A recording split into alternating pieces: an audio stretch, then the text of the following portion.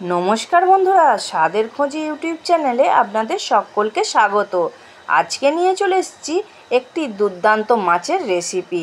একদম ইউনিক মাছটা। দেখুন, মাছটা আমি এখানে দেখিয়ে দিচ্ছি কত বড় আর কতটা সুন্দর। এই মাছটা কিন্তু এই সময়েই পাওয়া যায়। এই মাছটা খেতেও খুব সুন্দর, আর বাচ্চা থেকে বয়স্ক সবাই খেতে পারবে। এটা যেরকম নরম আর সেরকম এক কাঁটার মাছ এবং খুব মিষ্টি মাছ, খুব সুন্দর লাগে খেতে। দেখুন আমি কিভাবে কাটছি। পাখনাগুলোকে ভালো করে সুন্দর করে কেটে নিলাম। নিয়ে এবার এটাকে ভালো করে বঁটিতে একটু ঘষে নেব। এর কিন্তু আঁশ নেই, কিন্তু এই যে রূপালি কালারটা আছে না, এটাকে একটুখানি তুলে দিতে হয়, নাহলে ভাজবেন যখন তখন একটু ফাটলেও ফাটতে পারে। এবার এটাকে কানটাকে ভালো করে আমি এইভাবে ঝাড়িয়ে নেব।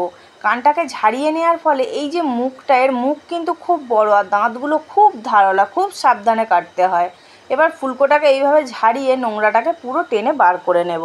মাছটা দেখুন আমি কতটা সুন্দর করে পরিষ্কার করে নিয়েছি, একটু নোংরাও নেই, কিচ্ছু নেই। এবার এইগুলোকে আমি এক এক করে সুন্দর করে পিস করে নেব। হ্যাঁ, মাছটা কিন্তু দেখতে এরকম নরম, কিন্তু ভাজলে কত সুন্দর খাজা খাজা হয়ে যাবে আপনারা ভাবতেই পারবেন না।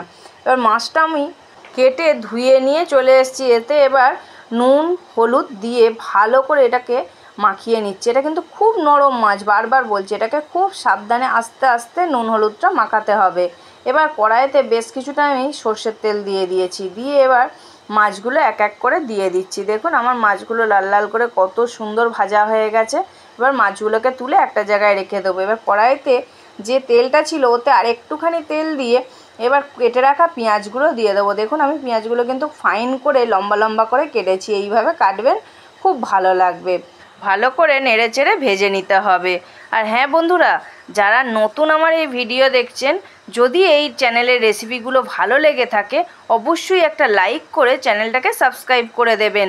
আর পুরানো বন্ধুদের বলছি, তোমাদের ভালোবাসা অনেক পেয়েছি এবং আরও ভালোবাসা চাই তোমাদের থেকে। এখানে আমার পেঁয়াজটা লাল লাল করে ভাজা হয়ে গেছে, আর পেস্ট একটা তৈরি করে নিয়েছি আদা আর রসুন দিয়ে। এর ওপরে নুন হলুদ গুঁড়ো লঙ্কা গুঁড়ো দিয়ে মশলাটাকে আরও বেশ কিছুক্ষণ কষাতে থাকবো। দেখুন এইভাবে কষাতে হবে যতক্ষণ না একটা কষানোর সুন্দর স্মেল ছাড়ছে বা একটা সুন্দর ভাব আসছে, ততক্ষণ কিন্তু আপনারা এইভাবে কষিয়ে যাবেন। আর আমার চ্যানেলে অবশ্যই আর কারা কি ভিডিও দেখতে চাও, রেসিপি জানতে চাও, অবশ্যই একটা কমেন্ট করে জানাবেন।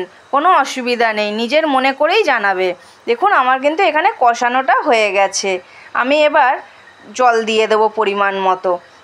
দেখুন আমার কতটা থকথকে মতো হয়েছে, ঝালটা আর কতটা সুন্দর লাগছে। এবার এখানে মাছগুলো ভেজে রেখেছিলাম, দেখুন আমি কিন্তু খুব ডিপ ফ্রাই করিনি। এই মাছটা কিন্তু খুব ডিপ ফ্রাই করবেন না। এবার এখানে আমি ঝালের মধ্যে মাছগুলো দিয়ে দিলাম। দিয়ে এবার এক এক করে উল্টে পাল্টে নিতে হবে। দেখুন আমি এক এক করে সব উল্টে পাল্টে দিচ্ছি। এইভাবে ঝালের মধ্যে উল্টে পাল্টে দেবেন, আর বেশিক্ষণ ফোটাবেন না। দেখুন আমার হয়ে গেল। হ্যাঁ বন্ধুরা, তোমাদের নামটা কিন্তু বলতে ভুলে গেছি।